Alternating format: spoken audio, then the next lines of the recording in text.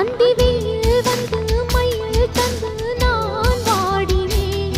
அடுக்கும் எல்லாம் தென்றலிடம் நான் கூறினேன். அந்த தென்றல் பெண்ணும் சொன்னாளம்மா உந்தன் சேதியே.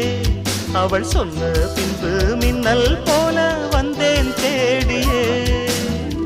என்னை நீ தொட்டவுடன் எங்கவோ பொன்னுதையா, முற்றுகையிட்டவுடன் வெட்கம் விடுமோ அச்சம் விடுமோ தக்க துணைதான் வருமோ. ஒரு சோல குயில் சோடி தன்ன சுடுது சுடுது வந்து அது நெஞ்சோ தொட்டு கனவு கண்டாயோ சாமி, வாழ்க்கை ஒரு கனவு தானையா.